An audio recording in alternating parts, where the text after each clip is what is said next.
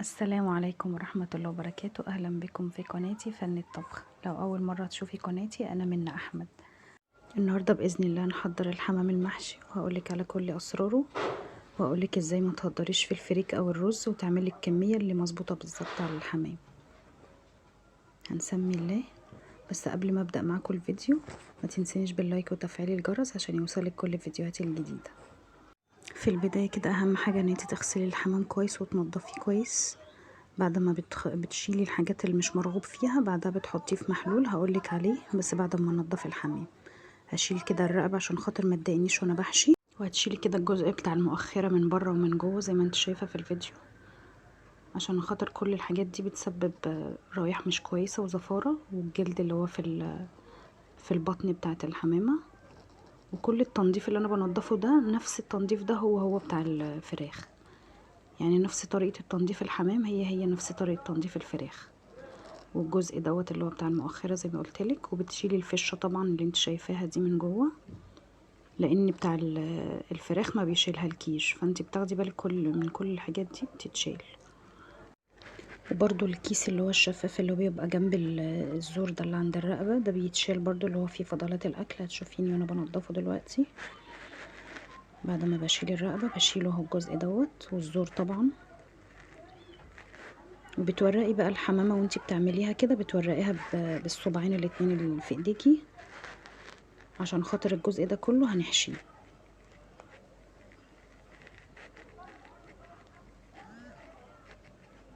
خدي بالك برضو لما تيجي تغسلي الفراخ او اي حاجه زفر عامه ان انتي تاخدي بالك من موضوع السالمونيلا ديت، عشان خاطر لما بيكون في طرطشه انتي طبعا ما بتشوفهاش، فالموضوع ده بيجيب امراض وبيجيب حاجات وحشه والعياذ بالله. فانتي خدي بالك لما تكوني بتستخدمي اي حاجه، يعني استخدميها وانتي ايديكي نضيفه، سواء هتجيبي مثلا الدقيق، هتجيبي الخل، هتجيبي ليمون، هتجيبي اي حاجه تستخدميها ايه وانتي ايدك نضيفه. بعد ما انتي زفرتي ايديكي خلاص ما تستخدميش بقى غير الحاجات اللي هي المواعين بس اللي هتتصبن.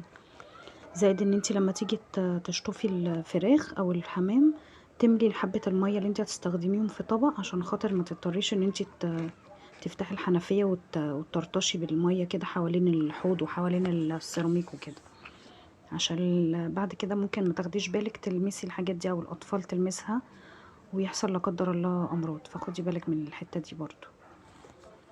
بس هنضفها بالشكل ده، وزي ما انت شفتي كده بتشيلي الجزء الداخلي بتاع القوانص اللي انت شفتيني وانا بنضفه ده المحلول. حطينا ملح وشويه ملح وشويه خل وشويه دقيق، وبديل للمحلول ده ممكن تحطي معلقه طحينه كبيره على الميه. انا طبعا مش هسيبهم منقوعين كتير في المحلول ده عشان الخل برضو ما يحريش الجلد واللحم، فانا يا دوبك بس مسافه ما هسيبهم يتعقموا بس كده ويطلعوا ريحه الزفاره اللي فيهم هشيلهم على طول.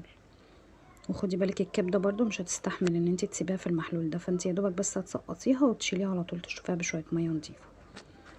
بعد ما اخلص طبعا واشطفهم واتاكد ان الميه نطفت خالص ما فيهاش دم، هسيبهم بقى في المصفى كده يتصفوا، وبعد كده هنشتغل بقى في الفريك.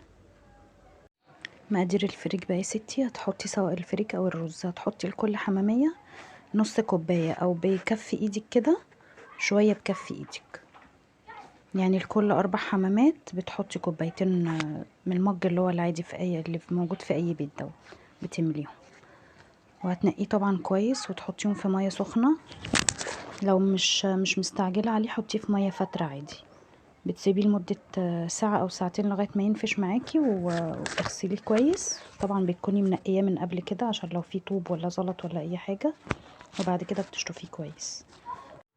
هنا انا جبت القوانص وهنزلها في السمنه، لو سمنه بلدي طبعا هتبقى اطعم بكتير. انا هنا حاطه سمنه روابي وكنت حاطه شويه زيت. دي التوابل: كمون وكزبره وبابريكا وشطه وقرفه، ودي جوز الطيب وفلفل وملح.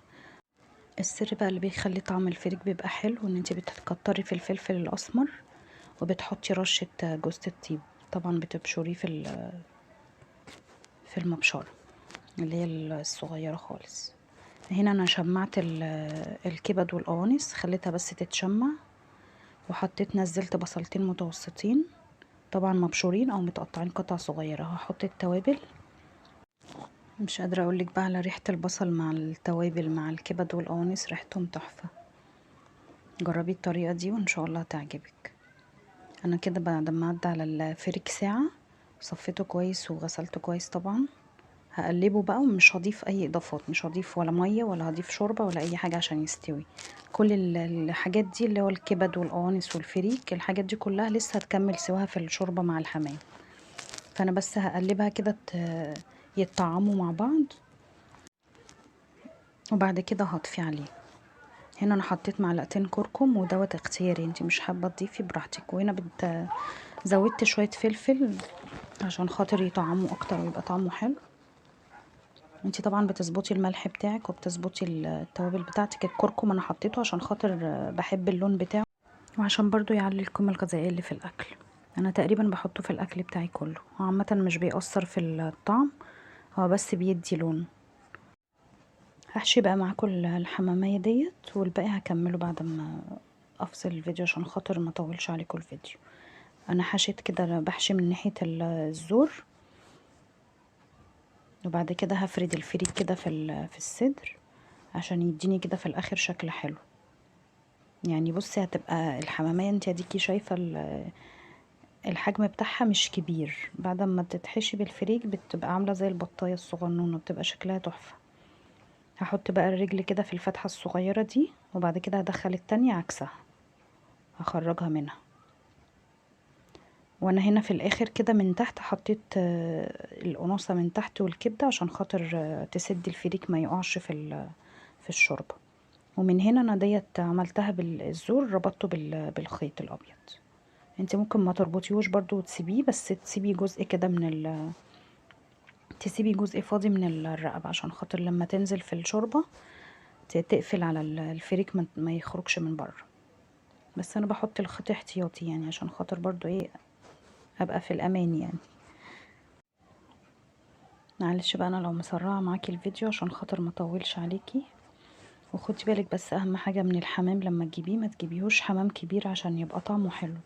لما تجيبيه هاتي حمام صغير زغليل، عشان خاطر لما بيكون صغير بيبقى طعمه احلى طبعا بكتير، ما بياخدش معاكي سوا. انما الكبير بياخد معاكي سوا وفي نفس الوقت طعمه ما بيبقاش حلو. هنا خلاص خلصنا الحمام.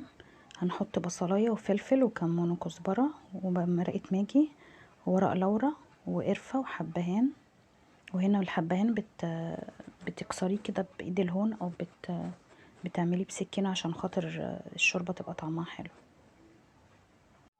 والتوابل اللي انا هستخدمها في الشوربه بصل وفلفل وكمون وكزبره وملح ومرقه ماجي، ودي اختياري، وورق لورا وحبهان بتكسريه كده زي ما انت شايفه، وعود قرفه. لو في مستكه طبعا متوفره حطي، بتحطي حبايتين صغيرين، بس انا عشان ما عنديش ما حطيتش. اول ما الشوربه بقى تغلي هنزل الحمام كده. وخدي بالك ان انتي اول ما تسقطي الحمام في الشوربه هتستني بس ياخد غلوه، واول ما الميه بتبتدي ان هي تغلي هتوطي خالص عشان يستوي على راحته، وفي نفس الوقت عشان ما يفرقعش معاكي. هي خلاص غليت، انا هبتدي ان انا انزل الحمام واحده واحده كده، وما تحطيوش كل مره واحده، يعني نزلي واحده اول ما تلاقيها اتشمعت بتنزلي التانية. وما تغطيهوش برضو، يعني انتي لو غطيتيه هتغطيه بغطا وفي نفس الوقت تخليه موارب، يعني ما تغطيهوش للاخر عشان خاطر الحمام ما يفرقعش معاكي. والخطوه دي مهمه جدا طبعا ان انتي ما تغطيهوش عشان خاطر ما يفرقعش معاكي، ده لو انتي حابه يطلع سليم لاخر واحده. انا خلاص حطيته كله اهو، هسيبه بقى. بصي زي ما انتي شايفه كده انا ربطاه، بس حتى لو ما كنتش ربطته كانت هتقفل كده زي ما انتي شايفه كده، قفلت على الفريك الرقبه. هسيبه بقى كده يستوي، يعني ما بيقعدش كتير، يعني بيقعد تقريبا من نص ساعة لساعة. هوطي بقى النار عليه خالص وهسيبه يستوي مع نفسه.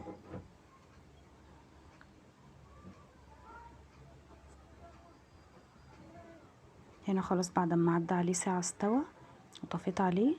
بصي بقى لون الشوربة، الكركم مخلي لون الشوربة تحفة. انتي طبعا لو انتي هتعملي رز بالشوربة او هتعملي حاجات فاتحة ان هي ما تخليش الشوربة غامقة، ما تحطيش الكركم ده، انا حطيته عشان كده كده اصلا هعمل بالشوربه دي ويكا، وان شاء الله هبقى اعمل لكم فيديو برضو اعمل لكم فيه الويكا للي بيحبها. انا كده خلاص طلعته وسبته في التلاجة لمدة ربع ساعة، وبعد كده طلعتها دهنته بمعلقتين قشطة كده اللي هي بتاعة اللبن. لو مش موجود عندك قشطة ممكن تحطي شوية لبن كده ربع كوباية وتدهني كده الوش بتاع الحمام، عشان خاطر ده بيدي لون سواء القشطة او اللبن. وبتحطي على اللبن كده سنة ملح وسنة فلفل اسمر. انا هنا بحمر الحمام بزيت، انتي حابة تحطي سمنة حابة تحطي زبدة اللي انتي حابة تحطيها عادي. بصي بقى القشطة خلت الحمام ياخد لون ذهبي وحلو ازاي. اهم حاجة بس وانتي بتحمري الفراخ او الحمام تاخدي بالك ان انتي تغطيها وتبقي ماسكة الغطا في ايديكي كده وانتي بتقلبي، عشان خاطر طبعا بيطرطش والطرطشة بتاعت الزيت دي يعني ربنا يكفينا شرها. هتقلبيه بقى كده كل ما الجنب يتحمر تقلبيه على الجنب اللي ما اتحمرش لغايه ما كله ياخد لون واحد. هو طبعا مش واخد لون موحد زي المحلات الجاهزه بره، عشان خاطر هما طبعا بيستخدموا الزيت، بيحطوا زيت غزير، بيحطوا كميات زيت كتير عشان خاطر الحمام بيسقط تحت وبياخد اللون كله موحد. طبعا احنا مش هنقدر نعمل زيهم عشان يعني الزيت ما شاء الله دلوقتي وصل الازازة وصلت ب60 وب70 جنيه دلوقتي، فالحمد لله يعني. خلاص كده هو اتحمر، هخرجه بقى على مناديل عشان يتصفى من الزيت، وبعد كده بقى اوريكم الشكل النهائي. وكده خلاص بعد ما خلصته، الكاميرا والله ظلمه، لونه اصلا ذهبي وشكله جميل، بس الكاميرا عندي مش مظبوطه، والفريك مفلفل واللحمه مستوي وطعمه تحفه. لو جربتي بقى وعجبتك الطريقه ما تنسينيش بالكومنتات عشان بتفرحني وبتشجعني ان انا اعمل لكم فيديوهات تاني. انا عملت هنا جنبي ويكا. لو حبيتي تسأليني عن اي سؤال اكتبيلي في التعليقات تحت وانا هرد عليكي.